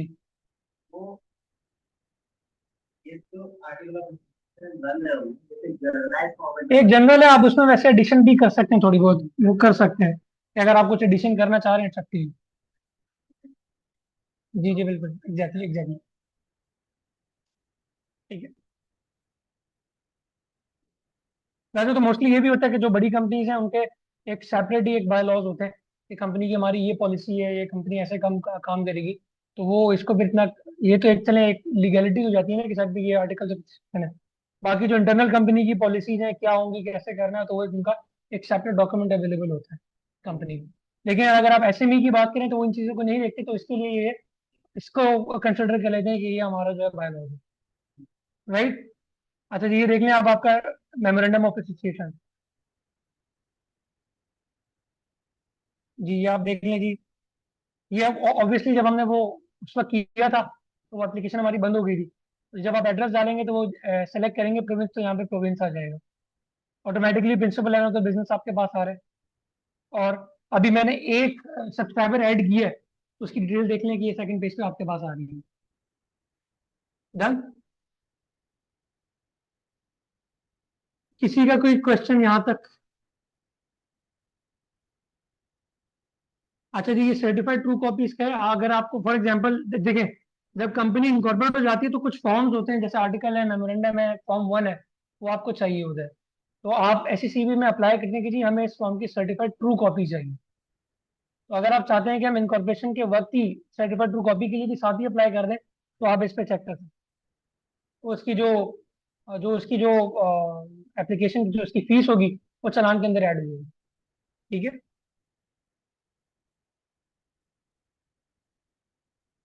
अच्छा जी, ये थर्ड पार्टी इन्फॉर्मेशन है, basically federal and provincial entities registration अगर आपने करनी है, या लेट्स सपोज अगर आपने ईओबीआई से करनी है और सेसी से करनी है, पैसी से करनी है, तो आप यहाँ पे अपनी इन्फॉर्मेशन पुटअप कर सकते हैं और आप इसको एक ही साथ, एक ही वन विंडो जो ऑपरेशन आप रजिस्टर करवा सकते हैं।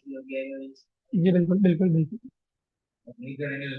तो कोई प्रॉब्लम नहीं है, कोई प्रॉब्लम नहीं है। तो बस आपको फैसिलिटी दी हुई है कि आप अगर करना चाह रहे हो तो आप यहाँ से करें। ठीक है। ये डिक्लेरेशन है वही जो जिस तरह हमने नेम रिजर्वेशन में की थी, आपने इस पे करना है click. A person name in the article director of the proposed company. ठीक है। रिव्यू एंड अप्लाई पेन, ये आपकी एप्लीकेशन की कंप्लीट, आप यहाँ से इसको रिव्यू भी कर सकते हैं। और यहाँ पर आपके पास पेन की एप्लीकेशन अभी यहाँ पे क्यों नहीं आ रहा, क्योंकि ऑब्वियसली बहुत सारी इन्फॉर्मेशन इसके अंदर अभी मिसिंग है। ठीक है। बिल्कुल। और आप जिनकी आईडी से करेंगे सबसे पहले तो वो भी पेन अप्लाई करेंगे। जितने भी बंदों की आईडी हैं, जितने भी शेयर होल्डर्स हैं, ओनर्स हैं, डायरेक्टर्स हैं, उन सब की आईडी से वन बाय वन जाके आपने इस एप्लीकेशन को साइन करना है। साइन मतलब आपने पेन अप्लाई करना है। अब आप ये बोलेंगे कि जी उनकी आईडी में कैसे ऑटोमेटिकली आ जाएगा, ऑब्वियसली जब मैं यहाँ पे उनकी सीएनआईसी एंटर करूंगा तो ऑटोमेटिकली वहां पे लिंक हो जाएगी कंपनी वहां पे। और जब आप उनकी आईडी ओपन करेंगे तो वहां पे नाम कंपनी का आ रहा है।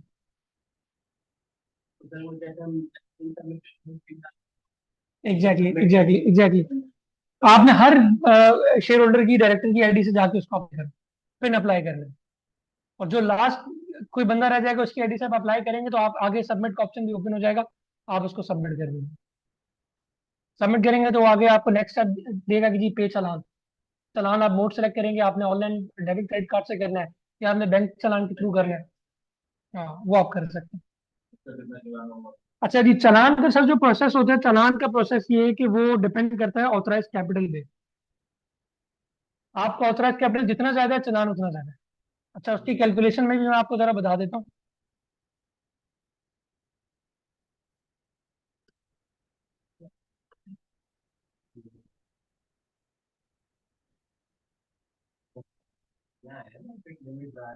हाँ बिल्कुल। अभी हमने एक कंपनी का, मैंने जो है 10 मिलियन से, नहीं सॉरी 20 मिलियन से 50 मिलियन किया। तो 30 मिलियन पे आप ये समझ लें कि ऑलमोस्ट 2.25 लाख रुपए का चालान है।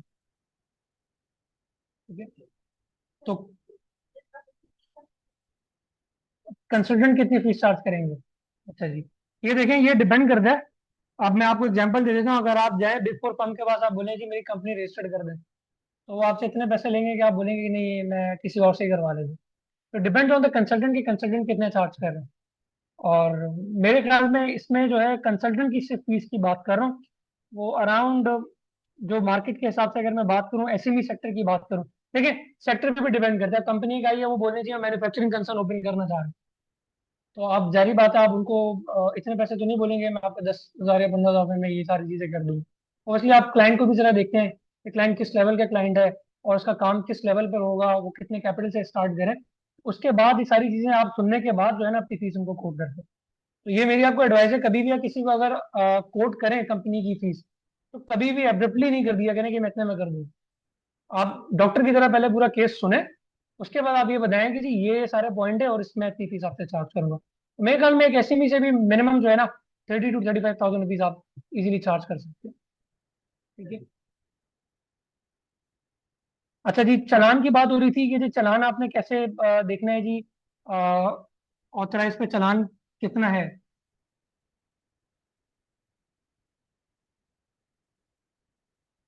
अच्छा, कुछ कंसल्टेंट ऐसे भी हैं जो कि गलत करते हैं। वो क्या करते हैं कि वो पूरी कहानी सुनते हैं, वो कैलकुलेट करते हैं इनका इतना कैपिटल है, इतना चालान है, और एक लमसम अमाउंट उनसे बड़ी अमाउंट ले लेते हैं। लेट्स सपोज वो कहते हैं जी मेरा 50 लाख का ऑथराइज कैपिटल है, और उस पर लेट्स एग्जाम्पल दे रहा हूँ, 10,000 रुपये का चालान, एग्जाम्पल देता हूँ। तो वो कहते हैं चले जी ले आए, लाख रुपए दे दें, मैं सारे चालान वालान सब चीजें करके मैं कर दूंगा। अगला बंदा क्लाइंट कहता है जिसको पता नहीं है, यार ये तो चालान वगैरह सारी चीजें इसी पैसों में सारी चीजें कर, हालांकि उसे असल कहानी नहीं पता होती कि बीच में क्या चल रहा है। ठीक है। तो इस तरीके की भी प्रैक्टिस चालू है, देखो मैं नहीं समझता कि सही है। अच्छा, ये आप ये HECP.gov.pk की वेबसाइट पे आएंगे, और इसमें आप इसको देखेंगे कि कंपनी फॉर्मेशन, ये आपके पास थर्ड टैब है, और उसमें फी कैलकुलेटर, कंपनी इनकॉर्पोरेशन फी कैलकुलेटर।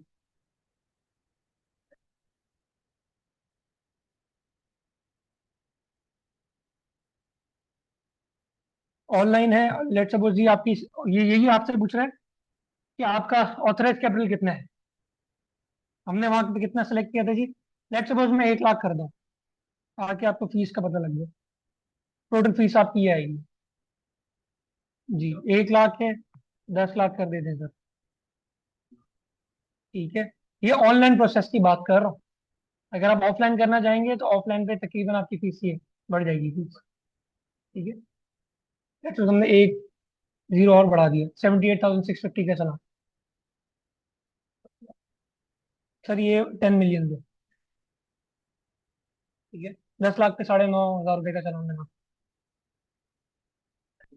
तो अब यहाँ से भी इसको चेक कर सकते हैं। यहाँ पे भी एक ऑप्शन था, 2 मिनट रुकिएगा, वो कंप्लीट आपको दे देता है इन्फॉर्मेशन।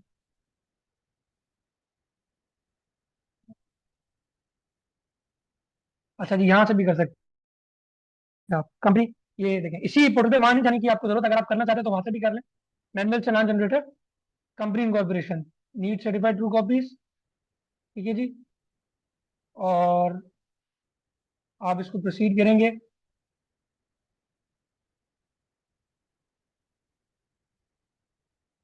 अच्छा, वो आपसे नेम मांग रहे हैं जी, आप नेम बताएं। जी सिलेक्ट किया हुआ है, वो मैं आपको कर देता हूँ। अच्छा, इसको भी छोड़ें, ये हो जाएगी, हम ये वाला कर लेते हैं, combined name, combined company name reservation and incorporation. इसमें आपको नेम डालने की जरूरत नहीं पड़ेगी। प्रोसीड, कौन सी कंपनी है जी? प्राइवेट कंपनी है। प्रोसीड, सेक्टर कौन सा है जी? जी जी, लेट्स सपोज जी IT कर लेते हैं। प्रिंसिपल लेना होता है सॉफ्टवेयर डेवलपमेंट। ठीक है। Kind of company limited by share. Is this company wholly owned by the federal government of Pakistan? No. Proceed. वो अब आपसे ऑथराइज कैपिटल की वैल्यू पूछ रहा है। मैं आपको 1 लाख से ही करके बताता हूँ, 100,000। ये देखें, ये थोड़ा एक्यूरेट है, उसको आप छोड़ दीजिए। ठीक है जी। एक और जीरो इंक्रीज किया। प्रोसीड, 12,430। एक और जीरो इंक्रीज किया। आप यहाँ से जो है ऑटोमेटिकली चीजों को चेक कर सकते हैं कि आपकी फीस कितनी इनकर होने वाली है। ये वो फीस है जो आपने HECP को पे करनी है, इन द फॉर्म ऑफ चालान। ठीक है। अदर देन दैट, जो आपकी कंसल्टेंसी चार्जेस होगी वो ऑब्वियसली आप खुद ही देखेंगे कैसे में। इसमें है, मैंने सेलेक्ट किया था, मैंने कर दिया। ट्रू कॉपी देखें, 100 रुपीज की कॉपी होती है वो फॉर्म की। फॉर्म 1 की 100 रुपीज की है, मेमोरेंडम आर्टिकल की आई गेस 250 रुपीज की है। वो इतना ज्यादा पैसे नहीं है। ठीक है, तो आप कर सकते हैं। ठीक है। सारा ये प्रोसेस ऑनलाइन, ये ऑनलाइन का प्रोसेस मैंने आपको बताया। अगर आप ऑफलाइन करना चाहते हैं तो आप जाएंगे सर उसी वेबसाइट पे जो मैंने आपको बताई थी, HECP.gov.pk। ठीक है। Company information, forms, application schedule, यहाँ पर आप जाएंगे।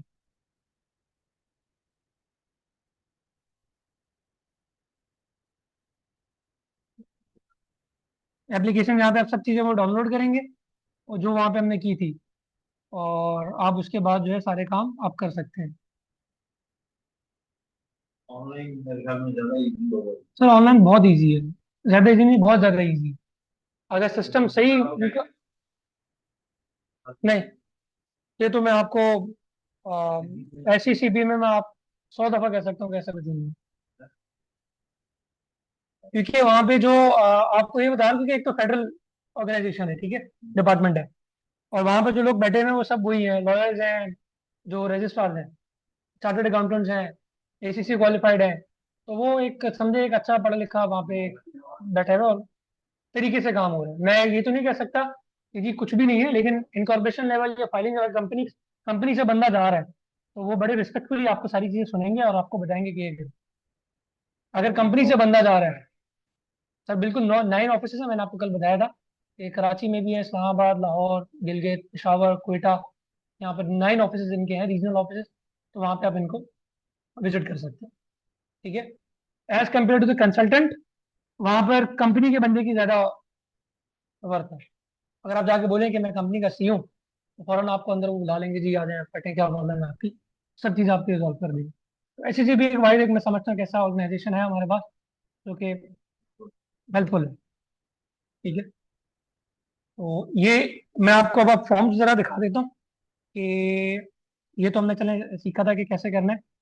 जब आपके पास कंपनी इनकॉर्पोरेट हो जाएगी, तो आपके पास ये फॉर्म 1 जो है, इस तरीके से आपके पास सर्टिफाइड ट्रू कॉपी आ जाएगी, ठीक है। ये कंपनी इंफॉर्मेशन रजिस्टर्ड एड्रेस आ गया, और ये capital structure of the company,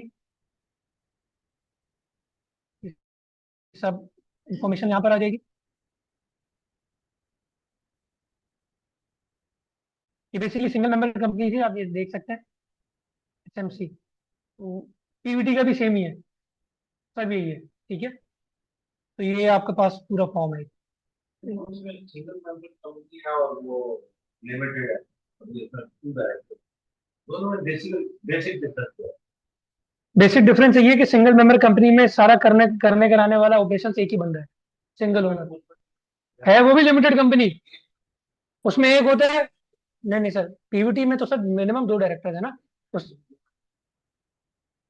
sir वो देखें, वो एक कॉन्सेप्ट अलग है कि घर के बंदे हैं, लेकिन एक मॉडल आपके पास अवेलेबल, उस मॉडल में आपके पास 2 बंदे तो होना जरूरी है। अब वो 2 बंदे इसीलिए थे कि डिसीजन मेकिंग जो एक बंदे के हाथ में ना रहे, वोटिंग राइट्स आ जाते हैं आपके पास उसमें। सिंगल मेंबर कंपनी वाला में जो सिनेरियो ये होता है कि वो एक ही बंदा सारे डिसीजन ले ले, वन मैन शो, ठीक है। तो डिफरेंस यही है उसमें। दूसरा भी दो डायरेक्टर्स हैं, तो एक एक्सपायर हो गया तो दूसरा कंपनी वाइंड अप नहीं होगी, वो चला रहे। जी जी। सिंगल मेंबर कंपनी सिंगल में मेंबर कंपनी में क्या होता है ये मैं आपको दिखाता हूँ। सिंगल मेंबर कंपनी का फॉर्म था ना, इसमें जो इस वक्त जो ओनर है ना, वो है, मैं आपको बता देता हूँ, मलिक मुश्तबा यार साहब, ठीक है। अब ये देखें डिटेल्स ऑफ नॉमिनी, इनकी मदर आ गई है। अब ये नॉमिनी आ गई है, जैसे बैंक अकाउंट में नेक्स्ट ऑफ किन देते हैं आप, इसी तरीके से at a time of incorporation आप यहाँ पे नॉमिनी बताएंगे। इन केस ऑफ डेथ अगर कुछ मसला हो जाता है, ऑटोमेटिकली मिस सलमा जो है वो सारे ऑपरेशन देखेंगे। कंपनी वाइंड हो जी बिल्कुल गई। बिल्कुल बिल्कुल। ये जी, बैंक वाला तो नेक्स्ट ऑफ कैन के ऊपर एप्लीकेबल होता इसमें भी ये जरूरी है नॉमिनी, है, एप्लीकेबल होता ही नहीं है, वो करके आते हैं कोर्ट सक्सेशन सर्टिफिकेट लेकर आए हैं। वो बस फॉर्मेलिटी पूरी कर लेते हैं at that time, otherwise next of kin का वो कुछ देखते नहीं, सही कह रहे हैं। ठीक है जी। अच्छा, उनके साथ तो शेयर ही करना होगा।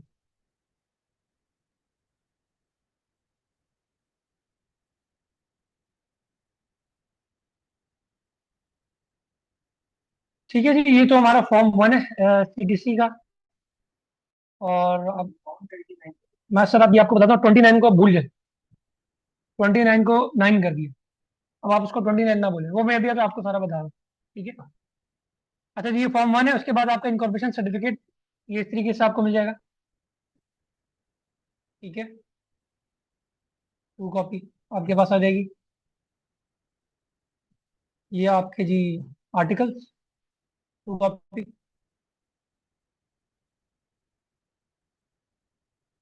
एंड ये आपके मेमोरेंडम,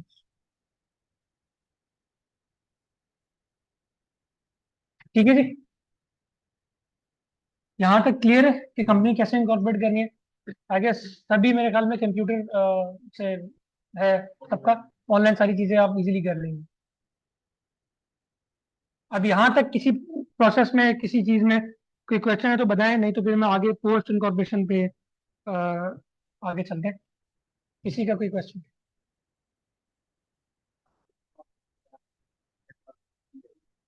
जी जी। जी जी सर।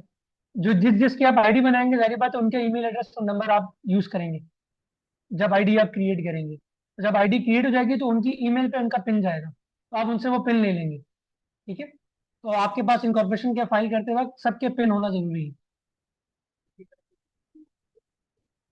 हाँ ले सकते हैं, कोई मसला नहीं है। अब जैसे मिसाल के तौर पर अभी मैंने एक बंदा ऐड किया, जैसे एक ने पिन अप्लाई कर दिया, अभी एक बंदा अवेलेबल नहीं है, तो अब वो आपको भले कल दे दे, कोई इशू नहीं है।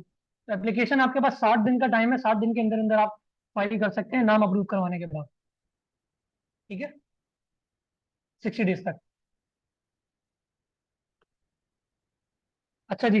आई होप कि ये आपको सारी चीज़ें क्लियर होंगी, तो मैं अब इसको नेक्स्ट प्रोसेस पे लेके चलते हैं, and that is post and corporation requirements.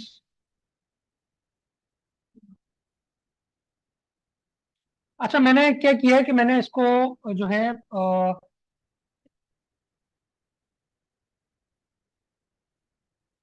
ये मैंने नहीं बनाया बेसिकली। रेगुलेशंस 2024 की रेगुलेशन से पहले जब आप कंपनी इनकॉर्पोरेट करते थे तो आपको ईमेल के साथ साथ जो डॉक्यूमेंट्स आते थे एसईसीबी की तरफ से, उसमें एक ये कॉम्प्रिहेंसिव ये आपके पास चार्ट आ जाता था कंप्लीट, कि आपकी आप यहाँ से देख सकें कि आपकी कंपनी पे क्या क्या चीज़ें अप्लाई होती हैं, कौन कौन सी रिक्वायरमेंट आपकी कंपनी पे एप्लीकेबल है, कौन कौन से प्रोविजंस हैं। उस पे आप आपको नेचर बता देते हैं, एप्लीकेबिलिटी बता देते हैं किस कंपनी पे एप्लीकेबल है, उससे रेलिवेंट सेक्शन बता देते हैं जी, रेगुलेशंस बता देते हैं, और टाइम फ्रेम बता देते हैं किस टाइम कितने टाइम में करना। ठीक है। बट ये जो पुराने हमारे पास रेगुलेशन थे 2018 के, ये उससे रिलेटेड है। इसमें आपके पास क्या चीज मैं समझता हूँ कि जो बेनिफिशियल है वो ये आपका column number 1, that is nature and purpose of the statutory activity, second column and third column, fourth. ये आपने फिफ्थ कॉलम को छोड़ देना है, क्योंकि इसमें देखिए फॉर्म 29 का जिक्र आ रहा है, तो ये अब एप्लीकेबल नहीं है, तो ये चेंज हो चुके हैं। ठीक है। वो भी मैं आपको चार्ट दे दूंगा कि कौन सा फॉर्म, अब कौन सा फॉर्म किस नाम से उसको कहते हैं। जैसे 29 है तो वो फॉर्म 9 हो गया। मैं फॉर्म 29 बेसिकली यूज होता था ऑफिसर्स को अपॉइंट करने के लिए। कंपनी के अंदर आपने कोई भी ऑफिसर अपॉइंट करना है, चाहे चीफ एग्जीक्यूटिव ऑफिसर है, डायरेक्टर है, कंपनी सेक्रेटरी है, लीगल एडवाइजर है, ऑडिटर है, सीएफओ है, किसी को उस डालना है, किसी को रिजाइन किया है, किसी को अपॉइंट किया, तो फॉर्म 29 उसके लिए यूज होता था। और अब फॉर्म 9 यूज होता है उसके लिए। ठीक है। तो ये इसके लिए यूज होता है। अच्छा जी, कंपनी आपकी इनकॉर्पोरेट हो गई। कंपनी इनकॉर्पोरेशन के बाद आपने सबसे पहले जो आपके पास जो रिक्वायरमेंट है, that is appointment of the auditor. ठीक है। आपने ऑडिटर जरूर अपॉइंट करना है, और वो किन किन कंपनीज पे एप्लीकेबल है? ऑल कंपनीज, सब कंपनीज पे एप्लीकेबल, एक्सेप्शन दी है जी। Private companies having paid up capital not exceeding 1 million rupees, सब कंपनीज पे एप्लीकेबल है, चाहे वो सिंगल मेंबर कंपनी है, पीवीटी कंपनी है, चाहे गारंटी लिमिटेड कंपनी है, पब्लिक है, लिस्टेड है, अनलिस्टेड है, एनपीओ है, सब कंपनीज पे एप्लीकेबल है। सिर्फ एक एक्सेप्शन दी हुई है कि वो प्राइवेट लिमिटेड कंपनी जिसका पेड अप कैपिटल 10 लाख तक हो या 10 लाख से कम हो, उसमें आपने ऑडिटर अपॉइंट करना जरूरी नहीं है। रेलेवेंट सेक्शन ये आपके सामने आएगा, सेक्शन 223, सेक्शन 5 और 246। ठीक है। आपने ये ऑडिटर कंपनी इनकॉर्पोरेशन करने के विद इन 90 डेज अपॉइंट करना है। ठीक है। आपने उसको अपॉइंट कर लिया, लेट्स सपोज मैंने आज कंपनी इनकॉर्पोरेट किया, आज क्या तारीख है सर? 23। ठीक है। 23 जून है ना, तो जून, अब मेरे पास 23 जुलाई, अगस्त एंड सितंबर, 23 सितंबर तक का टाइम है कि मुझे ऑडिटर को अपॉइंट करना है। जाहिर बात है, आप ऑडिटर को अपॉइंट करेंगे तो उसको आप ऑफर लेटर देंगे। ठीक है। उसको आप अपॉइंट करेंगे जी, हम हमने आपको अपॉइंट कर दिया। एक्सटर्नल ऑडिटर की बात हो रही है, एक्सटर्नल ऑडिटर की बात हो रही है। ठीक है। जो आपका स्टैट्यूटरी ऑडिट जो है वो करेगा, सही है। तो ऐसा ऑडिटर आपने अपॉइंट करना है, और 90 डेज के अंदर अपॉइंट करना है। लेट सपोज आप आज मेरी कंपनी इनकॉर्पोरेट हुई है, और मैंने नेक्स्ट वीक, लेट सपोज मैंने 29 तारीख को ऑडिटर अपॉइंट कर लिया, तो जिस दिन आपने अपॉइंट कर लिया ऑडिटर, उसके विद इन 14 डेज आपने फॉर्म 9 फाइल करना है, और एसईसीबी को बताना है कि जी I have appointed this order. आपने साथ उसका कंसर्न लेटर अटैच करना है। जब आप अपॉइंटमेंट करेंगे उसकी तो वो आपको कंसर्न लेटर देगा कि मैं कंसर्न दे रहा हूँ कि मैं इस कंपनी में as an statutory auditor appoint हो रहा हूँ, मैं इसके अकाउंट्स का ऑडिट करूंगा। तो वो आपने फॉर्म 9 के साथ अटैच करना है विद इन 90 डेज। ठीक है। अदर देन दैट, कि अगर कोई कंपनी है जिसका रजिस्टर्ड ऑफिस एड्रेस आपने at the time of incorporation नहीं किया था, कॉरेस्पॉन्डेंस एड्रेस किया था, तो आपने विद इन 30 डेज वो भी करना है। ठीक है। तो आपने वो भी जो है फॉर्म 21 फाइल करना है, चेंज ऑफ एड्रेस का, और वो आपने रजिस्ट्रार के साथ उसको अप्लाई करना है। ठीक है, विद इन 30 डेज। इन दो में किसी का कोई क्वेश्चन? ये जो पेड ऑफ कैपिटल 1 मिलियन, जी जी। अगर वही कंपनी उसने पेड ऑफ कैपिटल नहीं छोड़ा, जैसे ईयर में उसने बिजनेस स्टार्ट किया तो उसका बिजनेस और जो इस रिलेशन के हिसाब से बहुत ज्यादा है, जी, उसके ऊपर कोई इसका कोई कॉन्सिक्वेंस ये मसला है था, मैं आपको समझ गया हूँ। होता क्या है कि पाकिस्तान में लोग कंपनी इंकॉर्पोरेट कर लेते हैं मिनिमम कैपिटल के साथ। एक्चुअल में कैपिटल बहुत ज्यादा होता है। प्रॉब्लम ये होती है कि कंसल्टेंट या जो भी एडवाइजर उनको ये बात बताते ही नहीं है कि आप कंपनी उतने अमाउंट से स्टार्ट करें जितना आपने एक्चुअल में इन्वेस्ट करना है। मेरा पहला सवाल किसी भी क्लाइंट से ये होता है कि सर आप एक्चुअल में पैसे कितने इन्वेस्ट करने जा रहे हैं। क्योंकि पास्ट में ऐसा बहुत हुआ है कि लोगों ने 1-1 लाख से कंपनी स्टार्ट की है और पर्सनल अकाउंट से उठा के 50 लाख रुपए कैपिटल ले लिया, जी हमने ये एसेट खरीद लिया या हमने बिजनेस स्टार्ट कर दिया, और कंपनी में उस 50 लाख का कोई जिक्र फिक्र ही नहीं है। मतलब वो 50 लाख उड़ गए ना, अकाउंट्स में तो आई नहीं, तो आप उसकी बुक कीपिंग नहीं कर सके, तो आप वो क्या शो करेंगे। और दूसरी बात, उसका ऑडिट पे बड़ा एक बैड इम्पैक्ट हो जाता है कि पहले साल में कंपनी को शो करना पड़ता है कि 50 लाख रुपए उसने जो डायरेक्टर से लोन ले लिए। इक्विटी तो होती ही नहीं है, कैपिटल तो होता नहीं है वो। तो करना ये चाहिए कि आप जो है जितने कैपिटल से स्टार्ट करना चाह रहे हैं, जो आपका एक्चुअल कैपिटल आपने लगाना है आपने बिजनेस में, तो आप उतने ही कैपिटल से स्टार्ट करें, कम से ना करें। उसके इम्पैक्ट मैंने आपको एक ऑडिट का बता दिया, दूसरा आपके अकाउंट सारे हिल जाएंगे, आप उसको सीधा करते रहेंगे। वही कंपनी फॉर्म करते जी कहते हैं वो बिजनेस पहले प्रोप्राइटरशिप पे कर रहा था, वो कंपनी फॉर्म, तो वो उसकी लिंकिंग दे सकता है कि ये कंपनी की मेरी प्राइवेट कंपनी फॉर्म कर रहा देखिए, प्रोप्राइटरशिप से इसका कोई लिंकेज नहीं है। वो तो एक उसका सेपरेट एक एंटिटी है, उसका इससे कोई लिंकेज नहीं है। हाँ, उससे जो उसने पैसे कमाए, उसने उसको वाइड किया, टैक्स पे किया, उसके पर्सनल अकाउंट में वो पैसे पड़े हुए हैं, तो उस अकाउंट से वो कंपनी ओपन कर सकता है। वो उसको वहां से रिलेट नहीं कर सकता कि मेरा तो ये भी बिजनेस चल रहा था तो मैं यहाँ ये कर रहा हूँ भाई। है।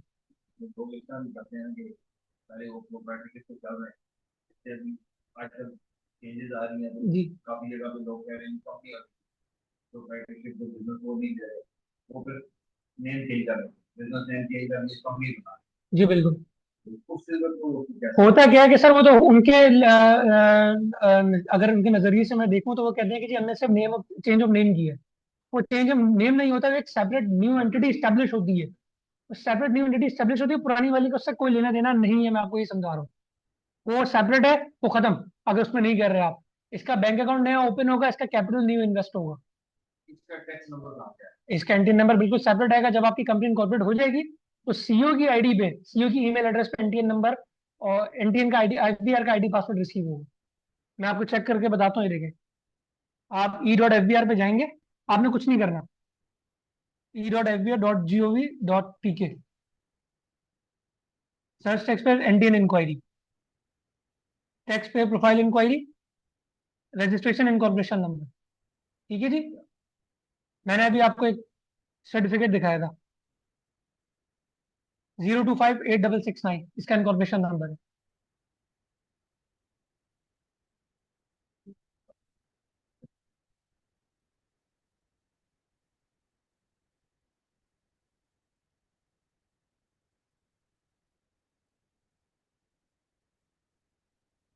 ये देखें, ये मैंने नहीं बनाया है, मैंने जस्ट कंपनी इनकॉर्पोरेट की है। मैंने जस्ट वहाँ पे सीओएन नंबर डाला। Exactly exactly. उसके आगे उन्होंने जो उनका एफबीआर का जो न्यूमेरिकल कोड है वो लगा दिया। ये इसका सेपरेट एनटीएन नंबर है। इसका सेपरेट आईडी पासवर्ड आयरिस का सीईओ की आईडी पे रिसीव हो जाएगा, वहां से जाके रिटर्न फाइलिंग करेंगे, स्टेटमेंट फाइल करेंगे। राइट। तो उसका उससे कोई लिंकेज नहीं है सर। वो आपकी सेपरेट चीज थी, पर्सनल पे थी, वो खत्म हो गई, अब आपने कंपनी में करनी। जो बेसिकली फंड होगा उसको फ्यूचर मेंशन करेंगे कभी भी नहीं। देखिए फंड्स वो तो आपको करना पड़ेगा। बिल्कुल एग्जैक्टली, ये मैं आपको ये बता रहा हूँ, बहुत लोगों ने ये किया है, 1 लाख से कंपनी बना के 50 या 60 लाख रुपए एक्चुअल में इन्वेस्ट कर दिए। इसमें गलती मैं समझता हूँ एडवाइजर की है। उसको पूछना चाहिए था, उसको पूछना चाहिए था कि भाई आप ये बताएं कि आपने कैपिटल कितना इन्वेस्ट कर रहे हैं इनिशियली, तो फिर उस हिसाब से उस कैपिटल के अगेंस्ट वो कंपनी इनकॉर्पोरेट होनी चाहिए। कोई मसला नहीं सर, अगर मिसाल के तौर पर फॉर एग्जांपल आपने 50 लाख रुपए का पेड अप कैपिटल है, उसमें से आपने अभी लेट्स सपोज 20 लाख रुपए लगाए, तो 30 तो आपके बैंक में ही पड़ेंगे ना। है तो आपका asset he, cash in hand में आ जाएगा आपके पास, बैलेंस शीट पे भी एसेट में ही आएगा, करंट एसेट में।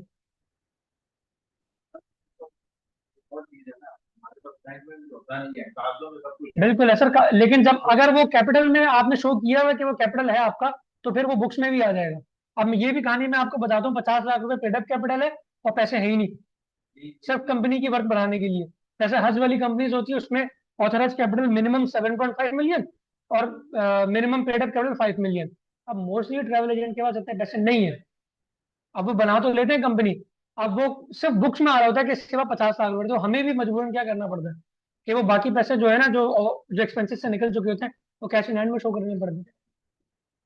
जी, कैश इन हैंड में शो कर दो, या ऑब्वियसली अगर जो बच जाते हैं उनके पास पैसे, हालांकि वो बैंक में भी नहीं होते पैसे, वो कैश इन हैंड करना होगा। नहीं है, ये भी एक थोड़ा सा हमारे पास, थोड़ा सा क्या बल्कि काफी सारे केसेस आते हैं कि ये प्रॉब्लम है। वो मैं तो समझता हूँ कि कम शो करके ज्यादा पैसे एक्चुअल इन्वेस्ट कर देना वो गलत चीज है, ये फिर सही चीज है। इसमें कंपनी की जो फाइनेंशियल हेल्थ है ना वो बेहतर रहती है। उसके जो आप देखेंगे कैश फ्लो देखेंगे या उसका बैलेंस शीट देखेंगे, तो अगर कोई स्टेक होल्डर चेक करेगा तो बोलेगा सही है। तो पहले साल में 50 लाख रुपए का आप डायरेक्ट लोन शो कर देंगे बैलेंस शीट को बैलेंस करने के लिए, तो फिर क्या करेंगे आप?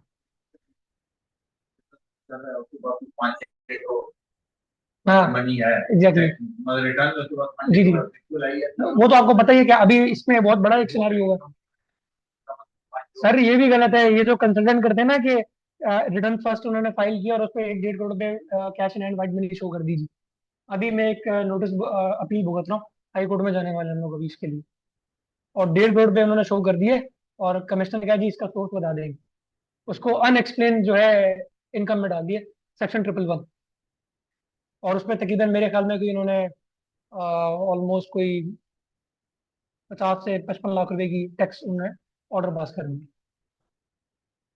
तो ये भी बहुत सारी चीजें हैं जो आपस में लिंक होती हैं। तो लोग पहले बड़ी बेवकूफियां करते थे कि रिटर्न में जी 10 तोला सोना शो कर देगा, और अल्लाह के बंदे 10 सोना सोना शो कर रहे हो, वो कैपिटल एसेट है। आप उसको सेल आउट करोगे, उस पर कैपिटल गेन लगता है, नोटिस आ गया तो कहाँ से करोगे आप?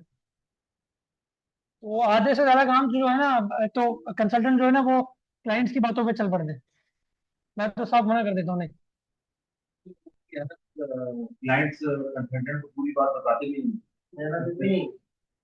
अगर वो पूरी बता के कंसल्टेंट में हाथ उतार नहीं वो इसलिए नहीं बताते कि वो कंसल्टेंट में हाथ उतारता है।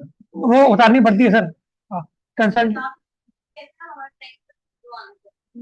देखिए, हमारा तो काम है उनको एक सिरात मुस्तकीम दिखाना, और एक दूसरा रास्ता उनके सामने ही है। तो आप पहले उनको बता दें ये आपकी एक्चुअल लाइबिलिटी है, आप नहीं करेंगे तो ये इसकी हमारी कोई जिम्मेदारी नहीं है।